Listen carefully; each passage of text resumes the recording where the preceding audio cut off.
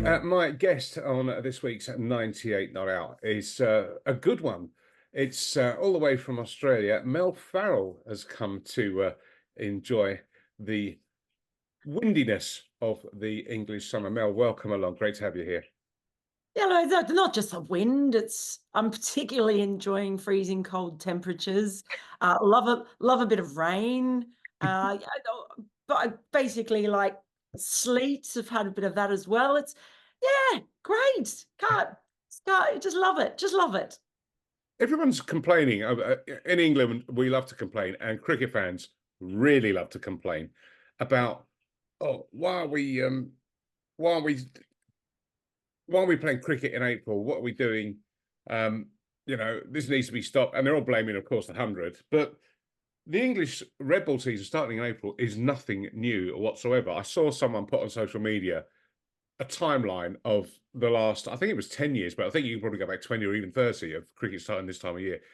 To me, it's almost a tradition that you can't wait for the season to start. The fixtures come out, you get yourself down to your local county, and yeah, you sat there in your great big parka coat, you've got your gloves on, you've got the thermals, the hot flask. That to me is part and parcel of cricket in April in this country. It's a bit of a masochistic sport, isn't it?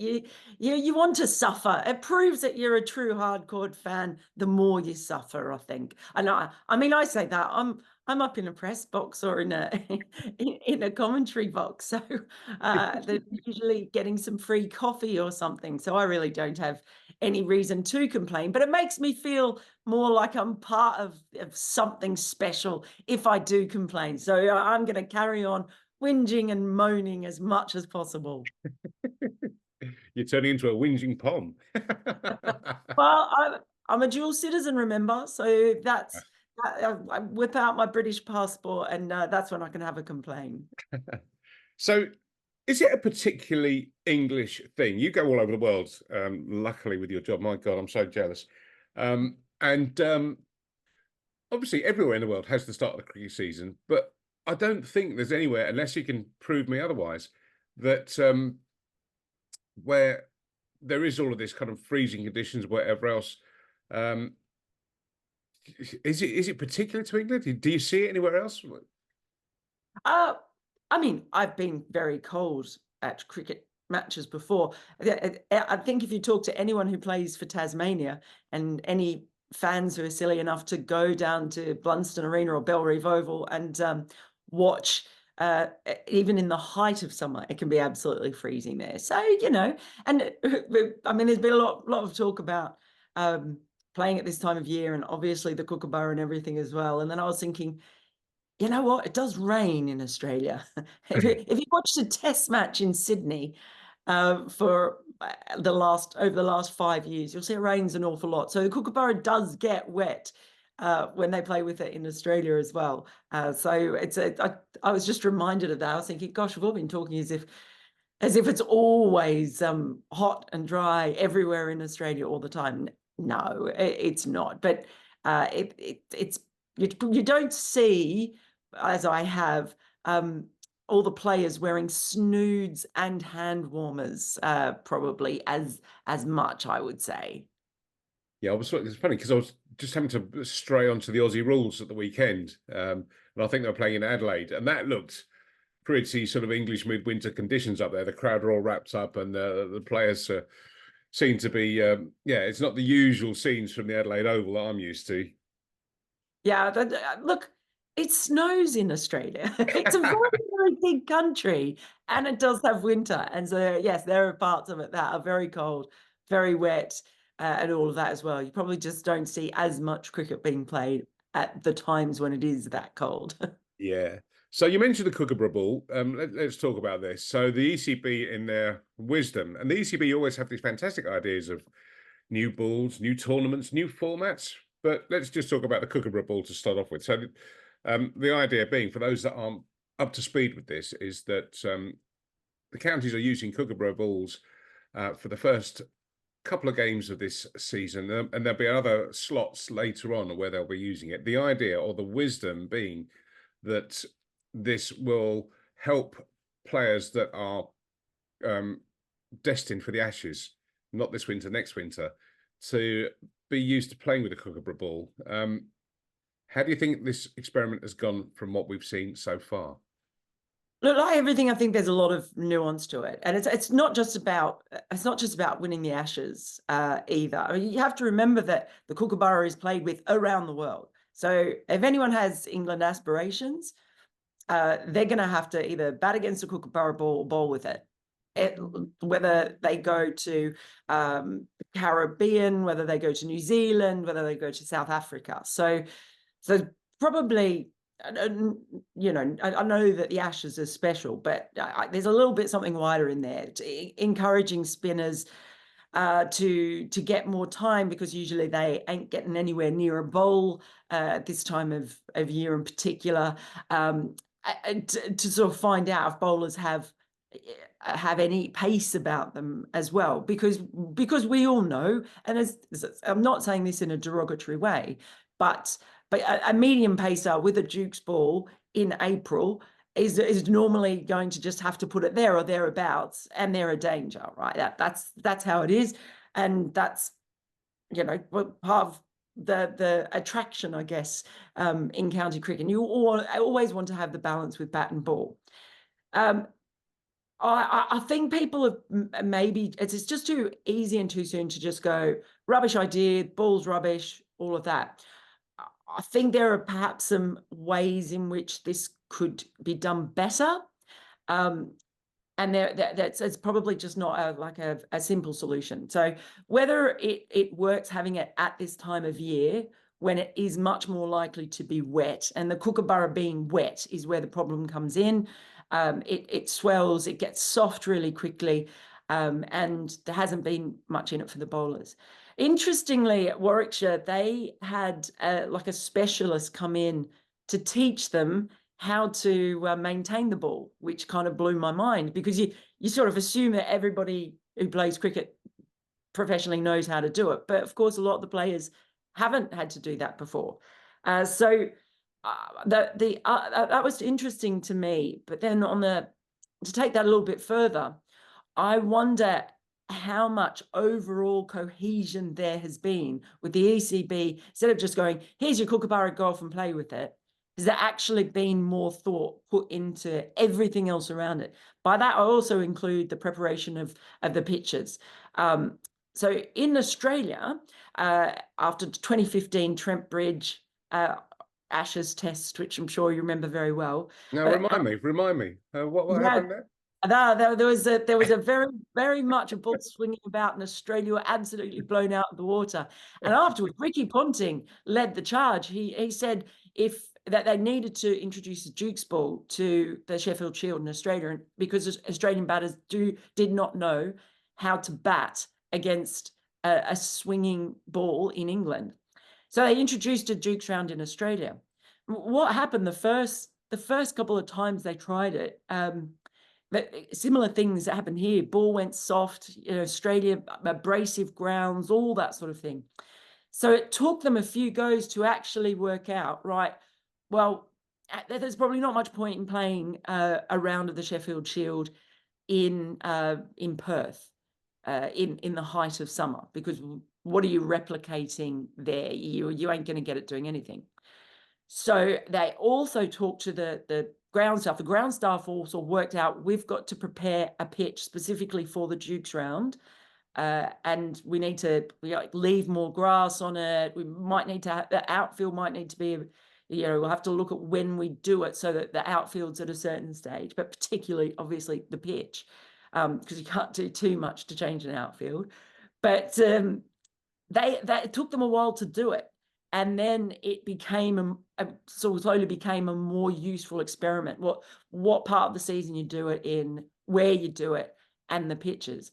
Now here, any of the ground staff who managed to get a pitch in a condition to play in these first two rounds probably deserves a medal, because it has been really, really difficult after such a wet lead into the season.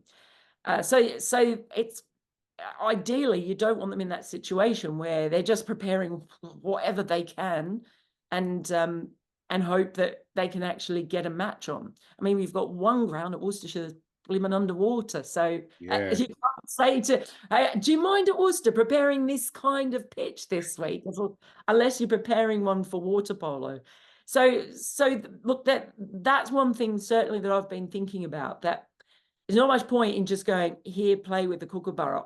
What communication is there with the grounds, with the counties and what they're doing? A mitigating factor, I was at Warwickshire, and it's one thing to just look at scorecards, but at Warwickshire, I was told the short boundary was 50 yards, but I don't believe it. I reckon it was more like 40. Yeah, I saw the pictures. Really, really short boundary. So if you have that in combination with a ball people aren't used to, with a pitch that's pretty soft, with a run up that's really heavy, God, the bowlers are really up against it anyway, right? So how much are you going to learn playing at this time of year with a boundary that's that short? Sorry, I'm talking a lot, aren't I? But I've been No, thinking go for it. about all of this. But then you look at someone like Sam Cooke in the first round. It'd be interesting to hear kind of what he took away from it, and if he's made a few people now look in his direction, because the scouts have been out and about watching these first couple of rounds, and just seeing who does what. So you just look at it, there's this existential question in there about what is the county championship for? Is it a first-class competition that deserves to be untouched, left to be the best competition that it can be? Or is it a platform to provide England players? Do those two things have to be mutually exclusive? Ideally, no. And that's probably where there's the tension around. You talk about complaining. People complain about things when they care about it. And a massive difference in Australia, I made this sort of joke with a point, if you like, when I was on commentary. In Australia, if they genuinely believed that it would help them win the Ashes in England if all the players wore tutus and fielded with one hand tied behind their backs, honestly, you'd have a one-armed tutu round of the Sheffield Shield like that, and people wouldn't really care. Players wouldn't like it, but you wouldn't have club members caring. It's not the New South Wales club. It's a bit more sort of, I don't know, perfunctory when it comes to that, or certainly pragmatic. Choose the right P word. But it's a bit more pragmatic than that, I think, in Australia. So they've played with orange balls, with white balls, with pink balls, Duke's balls, all with a view of how can we have better test players. And it just doesn't cause nearly as much of a fuss as it does here. There's one more point I'll make about the Duke's ball, or the Kookaburra ball. I think you look at someone like a Chris Rushworth, what's he going to get out of bowling with the Kookaburra ball at this stage of his career? And a lot of other bowlers out there who just playing, no, I shouldn't say just, but who play first-class cricket, because it's a valuable and incredibly impressive feat in its own right to have a first-class career. They're going to be walking away from this going, can't wait to get the Dukes back. But those players who might be there or thereabouts for England, did they walk away from this round and think, do you know what?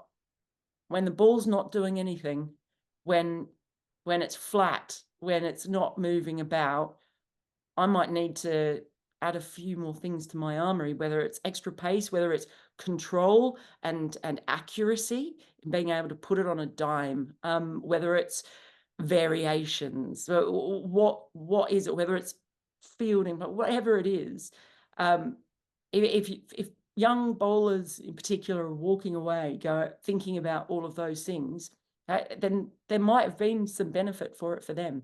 It might be even more of a benefit for 14, 15, 16, 17-year-olds to be playing with the red Kookaburra. And that's probably where I'd be looking. Rather than Chris Rushworth bowling with the Kookaburra, might there be more benefit to England in the long run if it's introduced at all the academies and all the age group areas? Then they're coming in and they're learning from a young age the difference between the two and how to bowl, there might be some benefit in that in the long term, and that's probably where you have to look. So that's I know I've brought in an awful lot of things there, but I mean I have been thinking about it a lot. There are probably things to be had or gained from having some Kookaburra bowled with, or Kookaburra involvement in the county championship, if it's done the right way, at the right time of the year, in the right conditions, the right pitches, and also if it's introduced to age cricket as well. Yeah, I like that point. That's really good. Just at the other end of that same spectrum, though, one of the things that's been noticed or commented about in the county championship so far, if we're doing all of this with the Kookaburra to blood players, international players, with the Ashes as being the target, a lot of the England regulars are missing so far from, particularly amongst the bowlers in the county championship so far. We've seen a few of the batters out there, but surely if this is all being designed around finding and improving England Test players, they should be taking part in the experiment.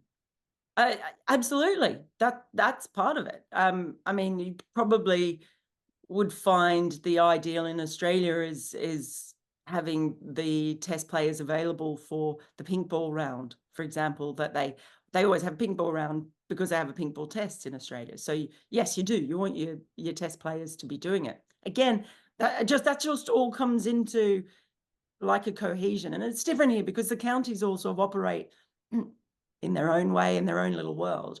Whereas in Australia, there's much more power and involvement when it comes to Cricket Australia in the States and the cohesion. There are fewer states as well to deal with. So yeah, that kind of just highlights my point as well about, okay, when are you doing it? It's also about potentials. There might be players who are playing in these two rounds who might be in Australia in 8 months' time.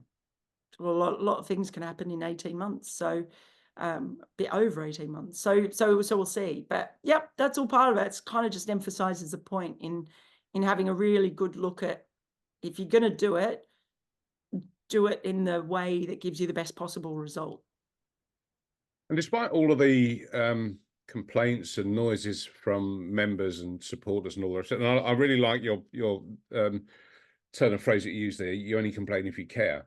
But despite all of this, despite the growing spectre of franchise cricket, of white ball cricket, of T20, even 100, county championship cricket here still remains one of the crown jewels. I mean, so much so, I look around the overseas players that are over here, and again, this year, there's a fantastic contingent of top name players that are itching to play red ball cricket. We've got obviously Nathan Lyon up at Lancashire, Dean Elgar's at Essex, Jason Holder has appeared as well. It still holds that allure for the top guys. Oh, absolutely. In fact, I was just talking to Scott Boland at Warwickshire. Obviously, he's come over for Durham, and he was really excited. His family's coming over. Yeah, he's really looking forward to taking them around Durham, his kids, and the opportunity to be here to play county championship, but also for him white ball cricket as well. The various formats that are on offer for him, and he was just genuinely really excited. You could see that, and it is watching Kumar Roach and watching some of the Indian players. Look at Karan Nair at the moment. Why wouldn't you? You've got a really good opportunity being in the Northern Hemisphere when there's in these months when there isn't domestic cricket being played in the South. I'd be really encouraging any players to come over and get some good solid, overs and runs and time in the middle. And beyond that, you do have the specialness of the crowd support and the fans.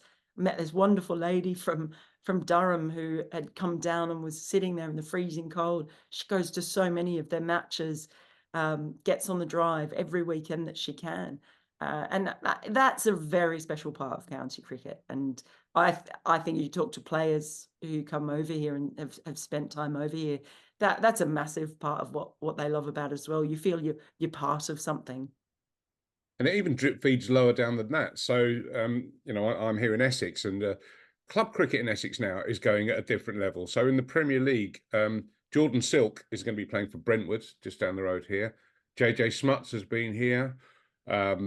We've got Grant Rollerton, who was shining for South Africa last year in the SA20. He's turning up at Billericay Cricket Club. So, you know, it's all the way down. And if people sort of bitch and moan about cricket, just get along. It's out there. You've just got to. It's on a plate. Just go and take it. Absolutely. I mean, you know, it's unfortunate that it does mean sort of shivering a bit, but it is great to have it back over here. I always look forward to coming over here at the start of the season. So you hear all some of them? Yes, I'm going to the T20 World Cup in the Caribbean and the US in June. So Fly. that's pretty exciting. I'm looking forward to that. Going to a couple of places I haven't been to before, so that's going to be a good fun. But yeah, so I'm around. Going to the Wisden dinner tonight. So that's at Lord's. So I haven't been back at Lord's. The great thing about cricket is the people, and I'm very fortunate that I know lots of people around the world, and feel like I can land in a country and I've got friends immediately on hand. So I'm very much looking forward to seeing a lot of my colleagues in the media at the Wisden dinner. So it's also been fantastic going around. I love doing the county championship commentary. It's really, really enjoyable. Just having that time to sort of watch a lot of cricket and talk about it, and you know, have a bit of a laugh with my co-commentators as well. So yeah, after that, I'll be back. I don't know what I'm doing. I never know what I'm doing besides you know, the next thing. But the plan, yeah, is to sort of be in this part of the world until it comes time to be like a migratory bird and head south for the winter. Fantastic. I'm just looking for my invitation to the Wisden dinner tonight. So it must be buried under all the other mail that I get. But listen, Well, if you do, I haven't been to one since before the pandemic. 2019 was the last time, because I haven't been over here early enough in the last 2 summers. And of course, I wasn't here for a couple of years. So it's extra special. And I do contribute to the almanac every year. So I feel I've worked for that one. well, listen, if you're ever down at Chelmsford commentating on Essex, give me a shout, and I'll be more than happy to bring you a hot chocolate and a bobbly hat and some Essex branded hand warmers just to keep me going. No, it's been I'll fantastic to have you along. Really, really enjoyed chatting, and some really interesting points that you've made. So I really do appreciate you giving me the time and being for such a special guest on 98 Not Out. Thanks so much for having me.